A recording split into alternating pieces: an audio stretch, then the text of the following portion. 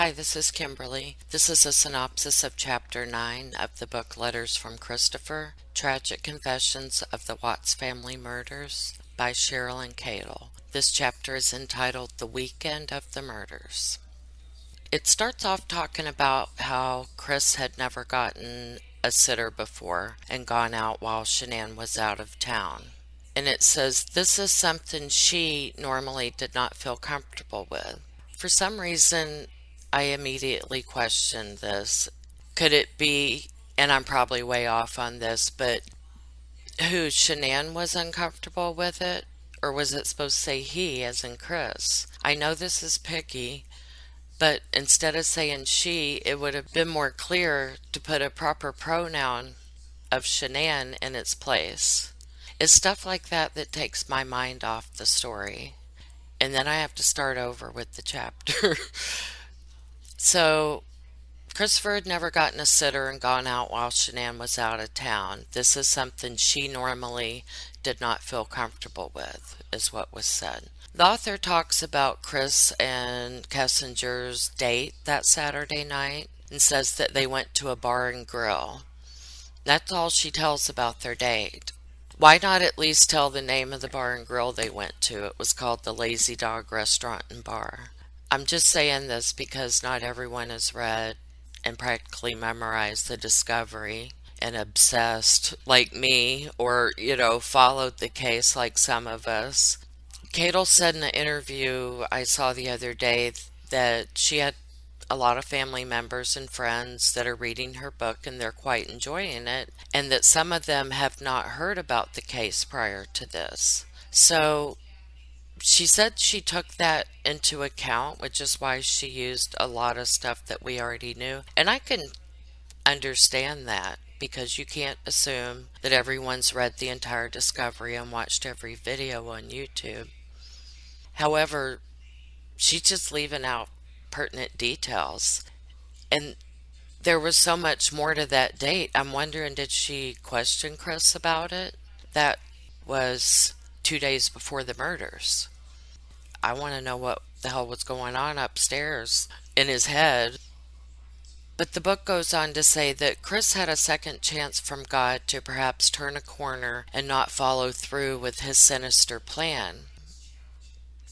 Chris had a second chance from God to perhaps turn a corner and not follow through with his sinister plan. That chance was to go on a guy's night out to a football game rather than the date with Nikki. And then I started thinking, was it a football game or a baseball game? So, of course, I went and dug out the discovery again and did some checking. While it's technically true about the football game, it makes me keep putting the book aside to consult with the discovery. According to several times in the discovery, it was confirmed that the Colorado Rockies were playing Saturday afternoon, and also that one of Chris's friends had tickets to a football game. This is what the discovery said. I'm going to read directly from that. Jeremy last spoke with Chris on Friday the 10th. Chris texted Jeremy asking if McKenna could babysit on Saturday so he could go to the Rockies baseball game because he won tickets at work. On Saturday, Jeremy texted Chris telling him that he had Broncos tickets and asked Chris if he wanted to go to that game instead. Chris declined, saying his work would be angry if he didn't use the Rockies tickets. And of course, Chris was lying about those tickets that he had. That was just a ruse. I'm not quite sure why I felt the need to cross-reference with the discovery. I think it's because the baseball game was the cover story that Chris used with Shan'ann. But I did know something seemed a bit off when I read football. I think I'm just starting to not trust the writer, and I'm sorry about that. But this is a very important part of the story because it was another lie he told to Shan'ann to cover his salacious affair with Nikki. But back to God and Chris's way out. He considered briefly of lying to Nikki and saying he couldn't get a babysitter so he could go to the game with his friend. He declined God's offer and went out with Nikki instead. Chris was feeling reckless, so he used their personal credit card to pay for dinner rather than the gift cards that he had been using. Shan'ann immediately went to the restaurant website when she saw this and priced the salmon and beer, and something was fishy to her.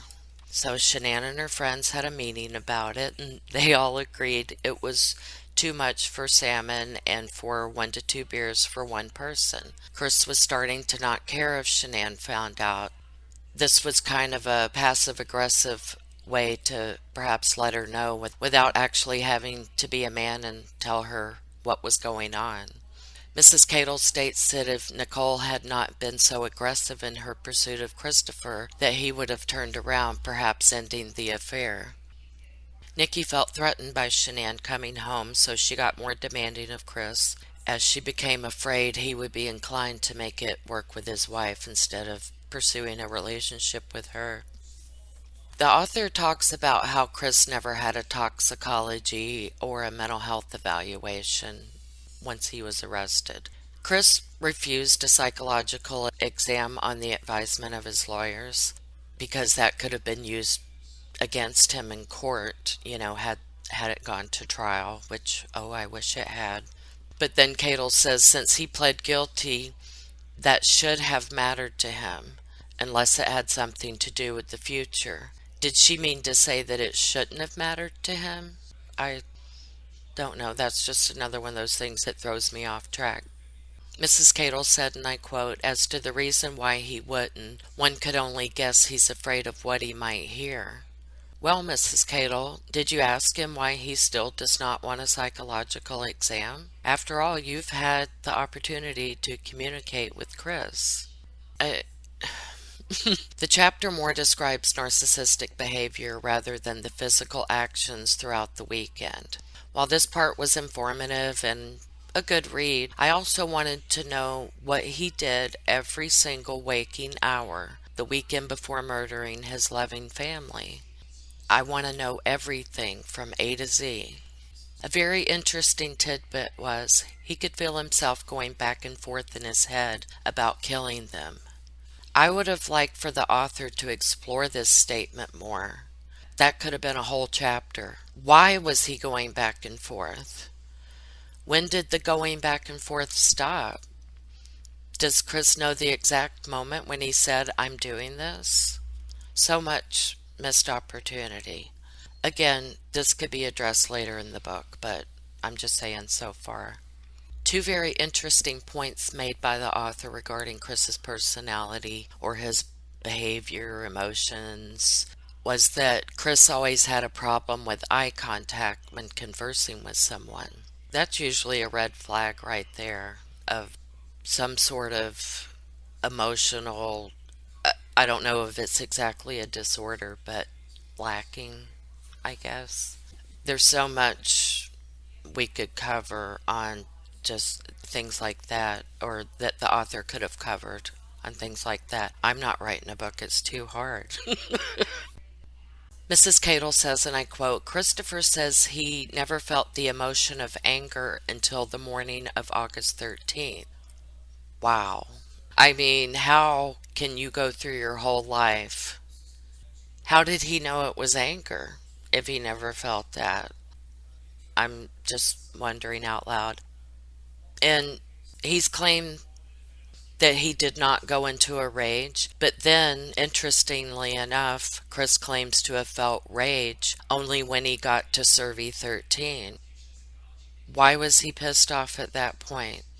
What was going on that made him suddenly start feeling rage? Someone please needs to go inside Chris Watts' mind and poke around. He has to be convinced to do a psychological evaluation. How did he make it to his early 30s keeping everything stuffed down inside of him? Cadle says, and I quote, "Is this a learned ability to kill a loved one, or is it genetics combined with the path taken as a younger person?" Is this a learned ability to kill a loved one? I don't know that he learned it from anyone. If he did, who?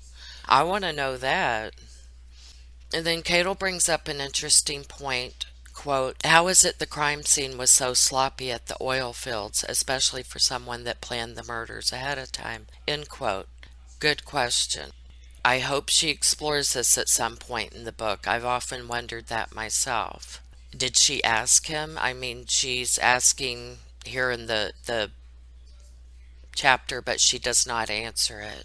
I hope she does later. And then she ends with, quote, a simmering pot ready to explode, and explode he did, end quote. Yeah, he did, like a damn old-fashioned pressure cooker. And that's the end of the chapter, and that's where I will end this video. And I'll pick up in chapter 10 in the next video. Thank you so much for listening.